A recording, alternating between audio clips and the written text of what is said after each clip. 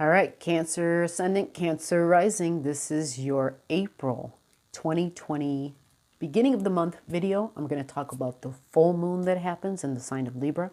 We're going to find out where in your life that's going to be a factor. We're also going to talk about Mars conjunct Saturn.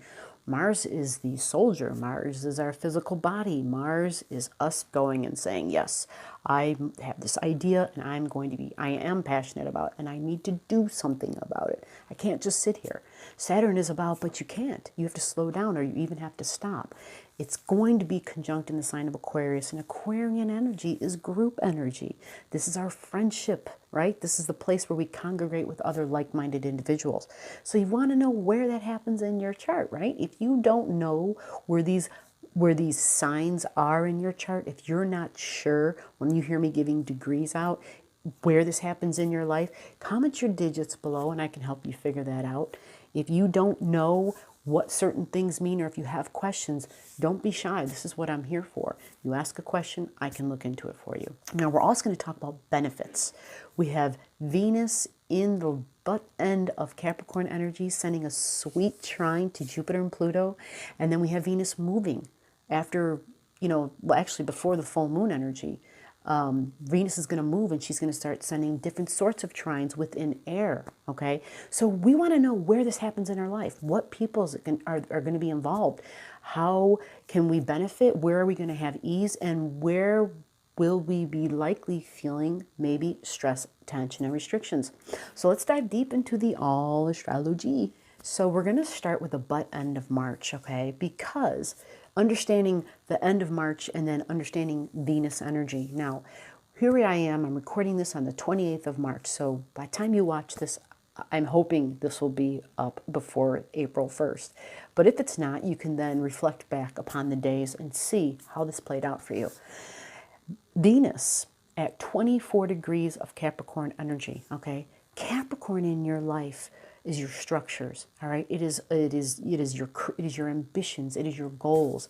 But these were long-term goals, long-term ambitions. And Pluto being in that house and all these other planets that were there means that that has been changing. Your goals have been changing. Your ambitions have been changing. And if you're thinking to yourself right now, no, they're not. Well, let me take a look where Capricorn energy is in your chart. This would be your relationship goals. It's in your 7th house. That is where for Cancer Ascendant, Cancer Rising, typically you're going to have your Capricorn energy. Now, here's a good question. Where is 20 to 29 degrees Capricorn in your chart? If you have a chart in front of you and if it has, houses that are divided and they're different sizes, then you could figure out where that last deacons are 10 degrees, of your Capricorn energy is, because that is where Pluto and a whole bunch of other planets have been concentrated. That's where the megastelliums have been taking place. And so when we have megastelliums, we have major change. And we have deep major change because Pluto is involved. Pluto is one of the players. And once Pluto does something, once it comes in and makes a change, it is a change for the better. But not only that, but it's a lasting change. It's never going back to the way it was, okay? Now, this is in your relationships, okay? So this is something you'd want to know in advance, I would think. Or if not, you're like, yep, I need change. I've been looking forward to change. I read certain posts on Facebook and some people are like, what is going on? The dating scene is horrible, right? Well, then you were ready for change. You were looking forward to it. So let's go a little bit deeper. Venus at 24, 25 degrees in the sign of Taurus. Your Taurus energy is in your 11th house, which is your friends, okay? This means that house placement and people that you consider friends, where you would go and congregate with a group, okay? There's something coming from that group. There is something coming from somebody in that group that is somehow going to add ease to your life. And you may have already received it, or at least received information of it, because of the fact that it's Venus. Venus has to do with, when it's in Taurus, it's about our tangible assets. Now, I realize that at this time, we all heard about the whole stimulus plan and all that. And so we could see very easily where we're getting a benefit. But if you have natal planets at these degrees, you could be looking forward to additional benefits. All right, so again, those degrees are 23, 24, 25 degrees of any of the earth signs, but more specifically of Taurus and Capricorn, because we have Jupiter and Pluto sitting in Capricorn conjunct at like 24.5 degrees, so almost 25 of Capricorn energy. And like elements means trine, which means support, which means ease is coming. Now, recognize Venus moves fast.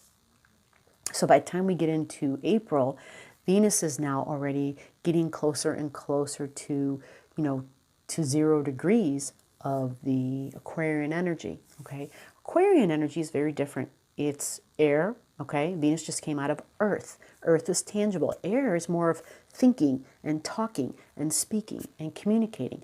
And if it goes into it's sending a trine to Aquarian energy, actually. It'll be trining Saturn in Aquarius. Well, what matters, right? Why does that matter? Well, let's take a look at where the Aquarian energy is in your life, and then we'll understand why you'll be looking forward to having some Venus ease coming through. Aquarian energy in your chart is typically going to be in your 8th house.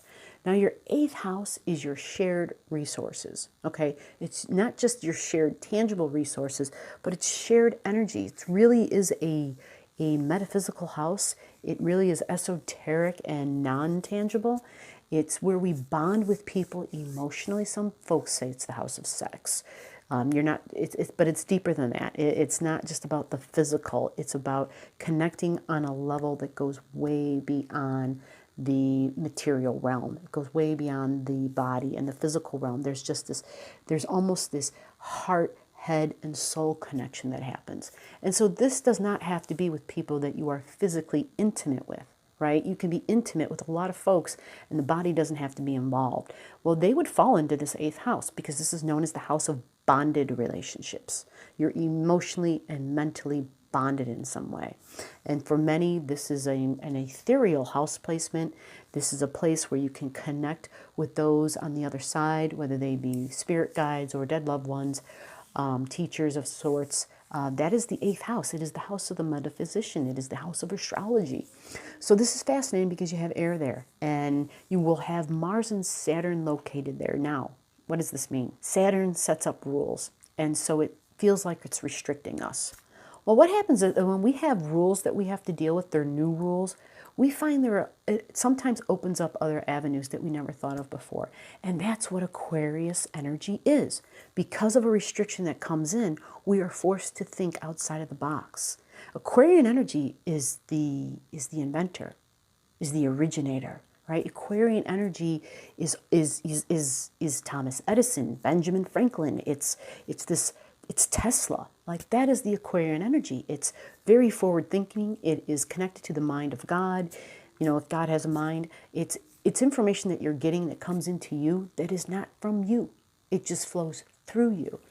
So what happens if Saturn transits through there, and Saturn represents slowdown and restrictions, if you were getting information before, you may find that there may be a slowdown, there may be a restriction. Now, Mars and Saturn together, okay, means there will be frustration that sets in, because Mars is like, okay, I'm a fighter, I want to stand up, I want to do something, I want to fight. And Saturn is the captain, the general in charge, and says, no, sit down, it's not time to fight. So Mars is like, what the heck, I want to do something. But Saturn says, no, it's not time yet. What happens, though, is that Mars moves fast, and this is good news, because Mars moving fast means that you won't have to be dealing with this intense frustration, right? And the frustration period is going to be like 28th, 29th, tightening up around the 30th, and the 31st is when that Mars and Saturn are literally holding hands. It's the tightest then. So depending upon who you are and your level of sensitivity will have everything to do with when you begin to feel this. Recognize that when energies happen over a few days, we start to acclimate, right? We get used to it. We're like, oh, these are the rules, right? And then we're like, okay, I know I can't do that because that's the rule. It's usually when we're first experiencing the impression of the energy that we find it most awkward, irritating, agitating, frustrating, because it's new and we're human beings. We typically don't do real well with new and different. Again, that would be different for everybody. I can't speak for all of us, but I do know that on a whole, human beings like consistency, because human beings consider things being consistent as being stable, and therefore they are comforting. They add security to our life. And as a Cancer, ascendant Cancer rising, you know all about that all too well. Your fourth house is where Libra energy is at. Now I'm bringing up your fourth house because this is where the full moon is. And understanding that relationships, significant relationships, add to your emotional security, okay? And these could be business partnerships, but they have to be really committed partnerships because that is Libran energy. This is people where we are willing to compromise. We understand we need them in our life. And if that's to make money or if it's that to make a marriage work or a partnership of some sort, significant partnership. And so things have to also be fair and balanced, all right? This is also the Libran energy. So it brings, if there's ever a time when there's an imbalance in things being equal, this will be triggered at the full moon. Now, the full moon degree is 18 degrees and 44 minutes, and that's roughly around the 7th and the 8th of April, depending upon where you live. Now, this would only be a big deal if you have a planet at that point. If you don't know, comment your stuff below, and I can find out for you. It would also be an additional big deal if you have something squaring it, meaning if you have something in the other cardinal signs. So if you have something in either Cancer or in Capricorn at 1844, then this would be, your emotions would definitely be rocked at this time because that's what full moons are. There are emotions. Our emotions get elevated. And it doesn't necessarily have to be negative, right? It doesn't have to be a bad thing. But using your chart and understanding squares and trines will better help you to be prepared for what kind of emotion you will be facing, okay? Now, we are going to have Jupiter conjunct Pluto, okay? This happens multiple times. Now, for all of April, Jupiter and Pluto are conjunct each other. Venus sends the trine at the end of March, which I already spoke about, and then she moves away. Okay, she pulls away and she starts getting into the Aquarian energy and she starts setting up a beautiful trine to Mars. So after after April 3rd, April 4th, April 5th, you will feel Mars getting away from Saturn. So you feel like there's a little bit more wiggle room, you know, like you can breathe a little bit easier. And you will also be feeling a trine coming from Saturn, or I'm sorry, from your Venus energy. Now Venus is going to be in Gemini, okay? And so in your chart, let's find out where your Gemini energy is so we can understand where you're going to be getting benefits, okay? Where you're going to have ease added into your life.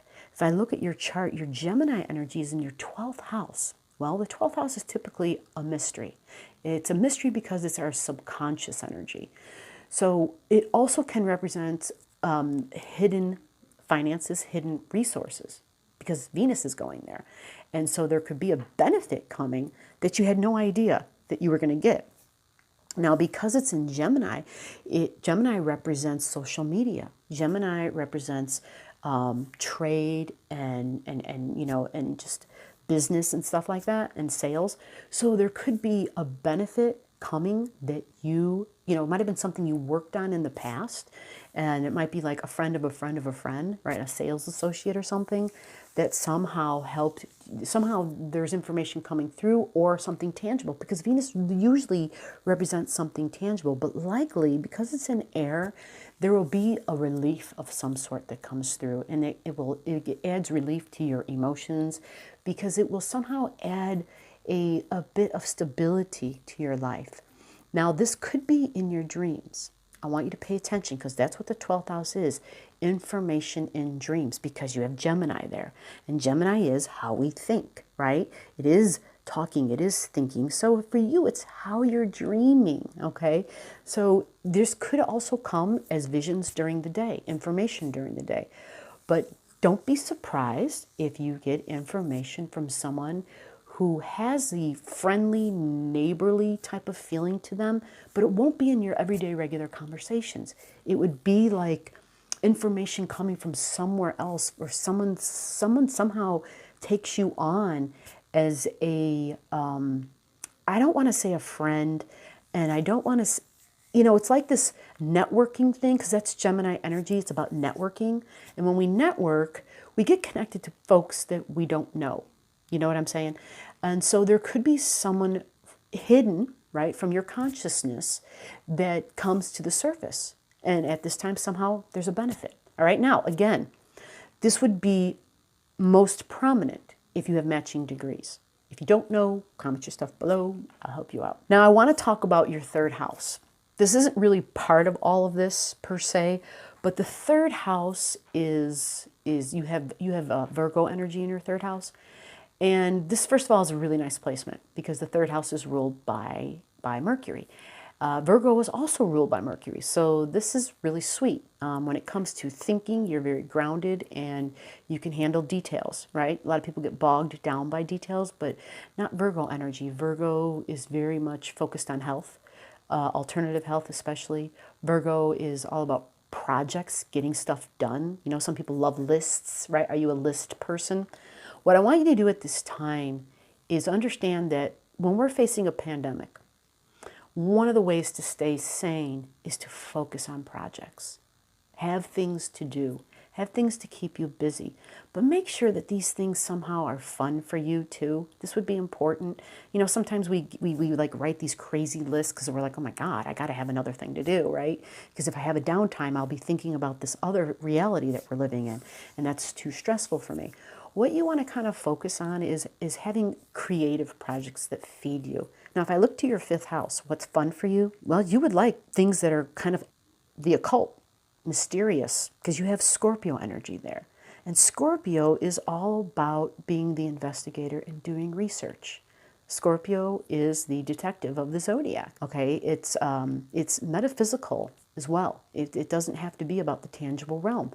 So tap into that if you already don't know about that. Recognize also Scorpio energy is very creative, all right? Don't use this energy and create babies, okay? Because this would kind of be that, I'm going to be honest with you. Having Scorpio in the fifth house is all about that. But realizing that the energy that we utilize that comes into play when we're having sex is also the same energy we use when we grab a paintbrush and we dip it into some paint and we put it on canvas. The same energy. Believe it or not, it is. And so you want to learn and explore other avenues to create because this will help you stay sane, okay? Do art, stay sane, all right? So find creative projects, all right, to give you some joy. If you have any questions, just comment your stuff down below, and I hope this has put some light upon your path, Cancer, Ascendant, Cancer rising. Bye.